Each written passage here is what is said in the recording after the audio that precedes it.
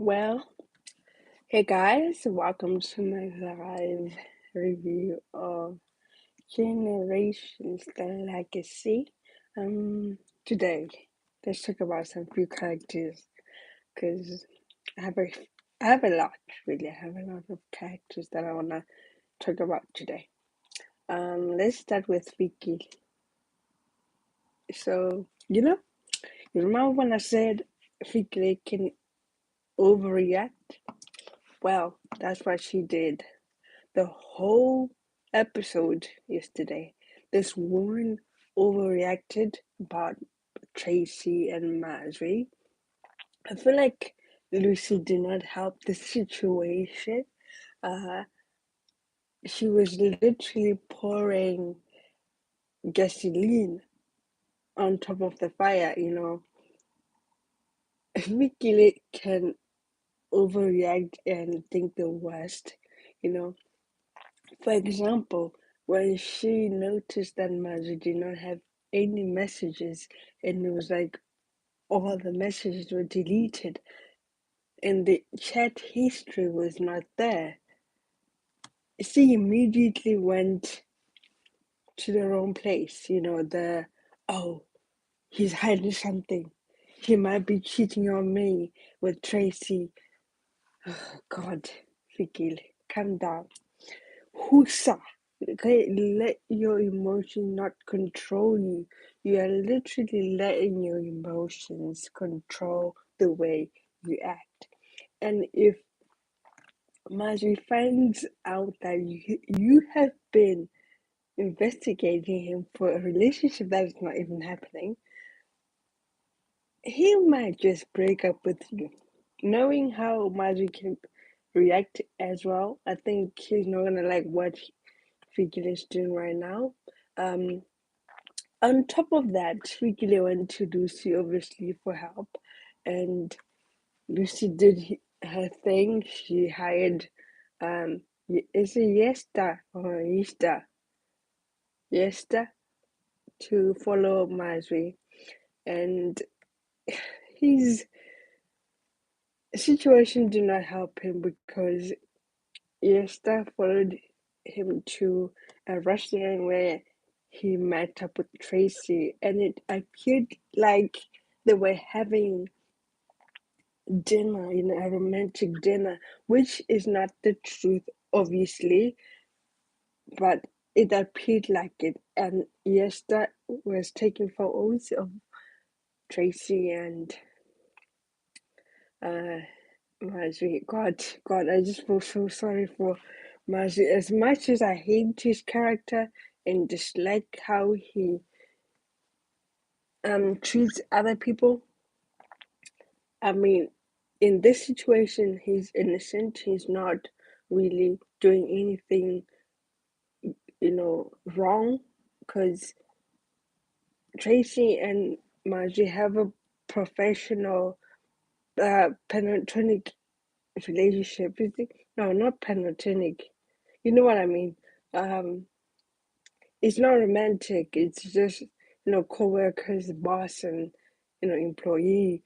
But knowing the history that they have is not helping Fikile. But I just hope she does not do anything that can jeopardize the relationship she has with Mazwi. As much as I don't like Mazwi, I feel sorry for him because he's innocent in all this mess. Anyway, let's talk about Ayanda and Carissa. So Ayanda told, not told, was speaking to Carissa because Carissa, was helping his so-called friend Nkaba, and he did his dirty work. I can not believe that Kabisi went all the way to Ayanda to make sure that Pamela did not do any story. Like he was like, "Oh, if you don't, rein in your employees, Pamela will face disciplinary hearing, suspension, and possibly get fired. I mean, this is what I meant by throwing your power around like it's nothing. You know, Kabisi is those power hungry men which abuse the power they have. They're rich, and they can do whatever they want, which is unfair to other normal people like us. So Ayande just got a taste of what the Moroccans are capable of. If it does not suit them, they will chuck anyone who's involved away like trash. And CD warned, okay? She told Ayanda that one day, these people are gonna throw you like you do not even exist in this company. And Ayanda is just getting a taste of that already because Kabisa was like, if you don't do this, you can lose your job. You're just an interim CEO, meaning her job is not permanent. She can just lose like that, like as if it's nothing. You see? That's what Moroccans are all about.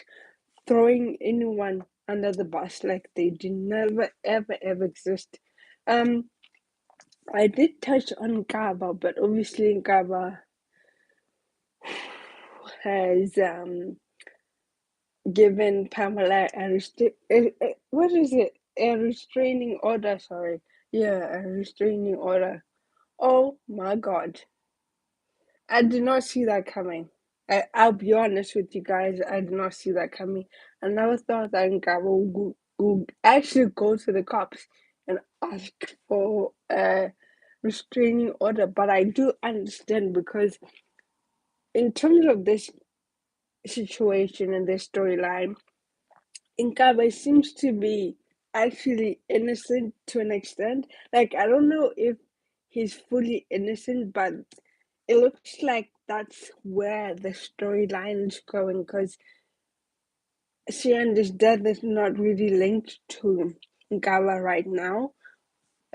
So I understand why he went to the cops to ask for a restraining order, but maybe it's also because he does not want Pamela to investigate him the way Pamela would like to.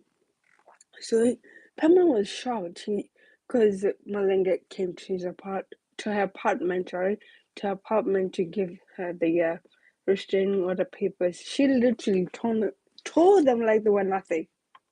She tore them like they were just trash, like a piece of crap. It was not actually nothing to her. But like I said, this woman, when she sets her mind to do something, she'll do it to the death because she's now suspended and she has nothing to lose. She's going to use everything in her power to find out what really happened to Jen. And no one is listening to this woman. It's so frustrating because she's the only person that is fighting for Yandi's legacy and the truth behind what happened to him. It feels like everyone around her just sees her as a crazy person. I mean, yeah, she's grieving. Yeah, she's going through a lot, but she's not, you know, incompetent. Like she knows what is going on. It's her gut. It's her instinct. She knows that her husband did not kill himself. And for those people who do not actually believe her, some way guilty because they know as much as I would like to say they're not involved, they are involved in some way. For example, Mazwi is also involved in this whole mess because he killed the story that Shianda was going to write about Kabisi. Nkaba also threatened Shianda. I mean, there's a lot of people in this puzzle that can be guilty for this murder, but it's not clear yet, you know. I'm just intrigued of what's gonna happen. I'm really intrigued. I'm not gonna lie. Let's now talk about Spare. Spare is now, supporting Pamela with this whole death situation and grieving process, but she's also having her own problems. You know, she's going through a lot with Leola because she's torn. She loves Leola to an extent. It's not fully there, but she wants to actually work on it. But Leola is also torn as well. Like his heart wants her. Do you know what I mean? But his head is like, dude, you need to think about this because this woman has not been honest with it. Like she's never open. She has so many secrets that he wants to know, but Spare is not ready to tell him because of how dangerous it can be for him. This woman has darkness just following her anywhere she goes. Someone gets killed. Sienna was one of them. Jack was one of them. No, her brother was one of them. You see, three people already are dead just because they were surrounded around Pet. I mean, I don't want to see Leona be the fourth person. No, I like this character. I actually like this character, and I do not want this character to be killed off because he's interesting. They need to give him more storyline, just focusing around him. I like him. I really do like him. I think that's it for today's episode review. Actually, before I go, there's also a character that I would like to talk about, Lucy and the Dialis. So I think the past few episodes they were hinting a little bit of the Diali Lucy storyline, which I'm excited to find out because I think we haven't had enough airtime for the Dialis as a family, as a just Lucy and whoever it is. And I think now that they're giving them that airtime, I would like to see what's gonna happen surrounding those characters like Maraxa, Cosmo, Lucy, Imbali, I believe. So I'm excited to see what's gonna go on in terms of that family dynamic. So that's it, guys. Don't forget to like, subscribe, and share my videos. I would I would really appreciate if you guys just, tell your friends, your family, your mom, your dad, your grandma, your grandpa, your uncle, your aunt, your cousins about my channel and show me some love. Peace.